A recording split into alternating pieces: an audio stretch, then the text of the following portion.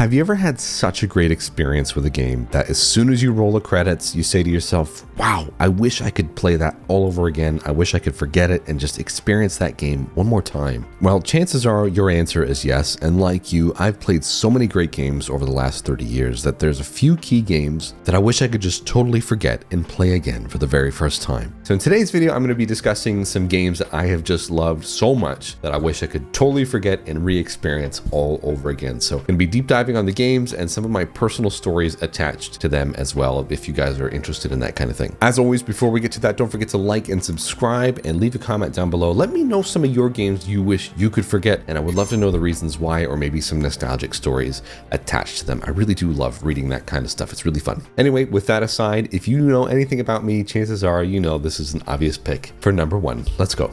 If you were to ask me my favorite game of all time, chances are I might just say Earthbound. I have so many memories attached to this game, and I dare say this is probably the most important game in my life. I first played Earthbound back in 2014 on a reproduction PAL cartridge in a Australian Super Nintendo while I was living with my girlfriend, who would later go on to become my wife about 2 years later, and just playing it with her and just experiencing this weird and quirky game on this like 10-inch CRT that I used to play these games on. It was just a really interesting experience that just kind of defined that period of my life for me. I remember having no job at the time because I was on a working holiday, being an American overseas. So I was just able to just engross myself in this weird and quirky adventure.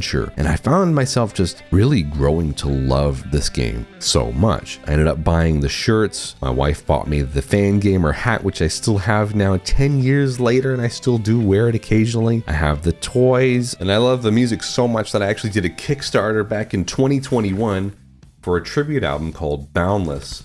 This was like 100 and I don't know, however many percent funded.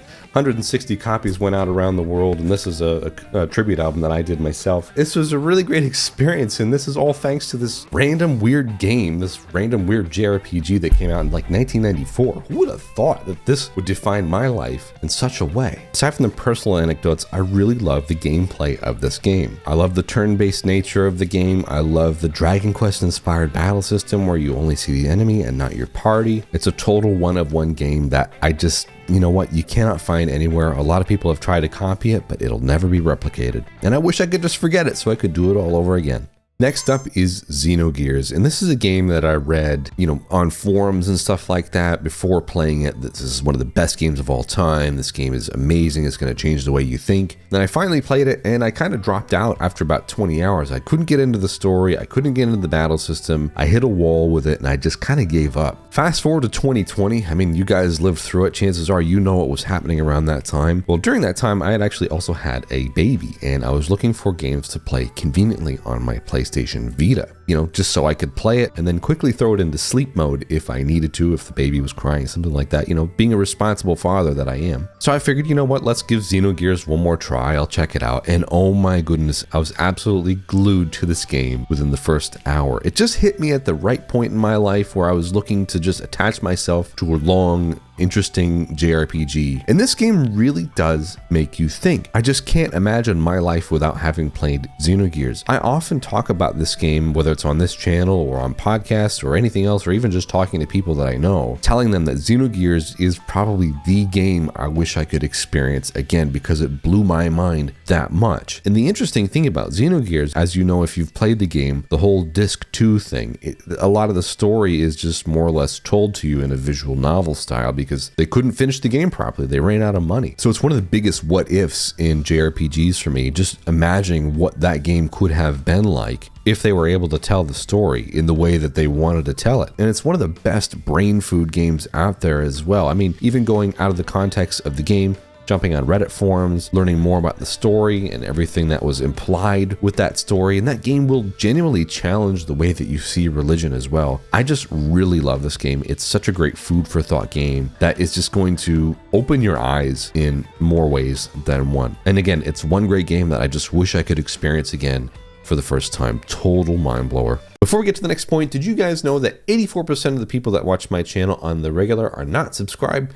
That's a huge number, so hey, I would love to see you here week in and week out while we discuss Final Fantasy and JRPG related content. Anyway, on to the next one. It's a really good one. And now from one end of the Xeno spectrum to the other with Xenoblade Chronicles 3.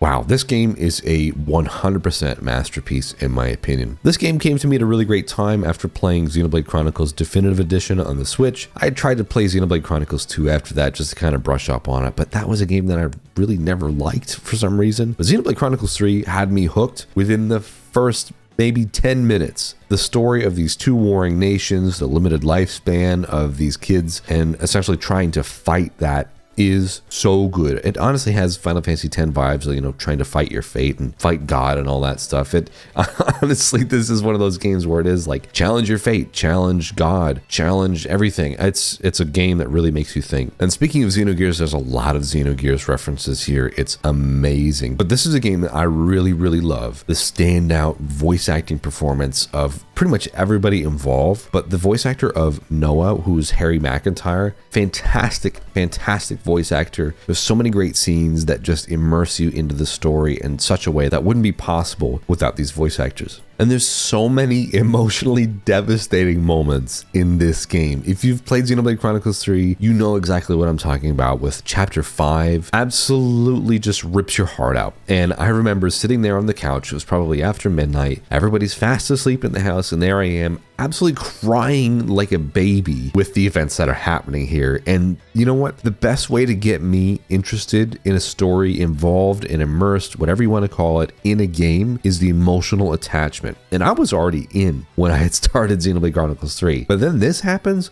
oh my gosh, it was so good. What a heavy hitting moment. And then to top it off with the Future Redeemed DLC, total fan service moment, great callbacks to the Xenosaga series, which is a series that I actually still need to get into. What a real treasure for fans of the Xeno series. Honestly, couldn't have ended a better way, and I cannot wait to see what's next. So yes, another one I wish I could forget to experience all over again. Wow.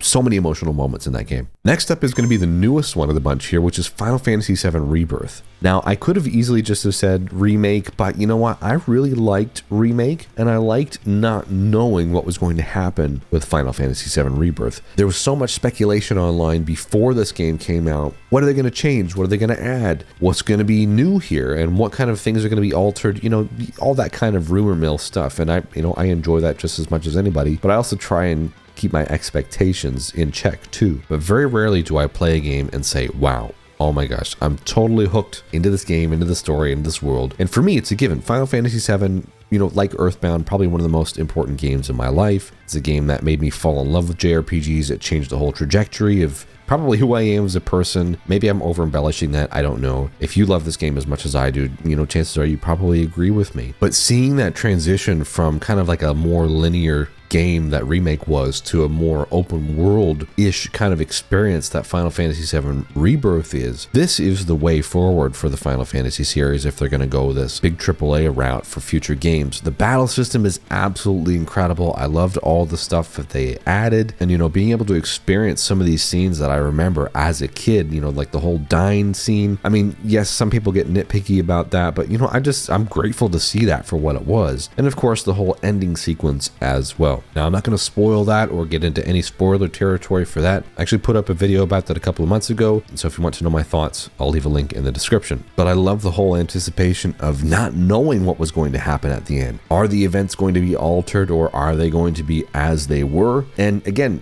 trying to tread very lightly with spoilers here, 50-50, we still don't know. And I like that. I like that we don't know. And you know, I tried to beat this game as fast as I could. I put 32 hours into it over about 2 weeks. I tried to rush to the credits so I didn't have anything spoiled. Kind of did that mostly successfully, but man, what an experience, what an amazing game. I cannot wait for the rest of the series, and I'm sure once I finish the third one, I'm gonna wish I forgot that too, so I can play it all over again. Last on the list today is Final Fantasy X. Now, this is a game I talk about and rate so highly on my channel. I actually probably haven't really realized how important this game has been to me in my life. It really came to me at a great time when I was a kid. I remember having experienced the games that came before Final Fantasy 7, 8, and 9 on the PlayStation 1. I didn't dabble with the older games until much, much later, but man, being a young, impressionable child at that time, playing a game with voice acting really shaped the way that I think I bond emotionally with characters in games in general. And that's probably why I really enjoy games with voice acting. More specifically, really great performances from these voice actors. I loved the pre-rendered cutscenes of this game. I just loved the world of Spira. I loved the journey of Tidus. I remember there was like a 3rd or 4th grade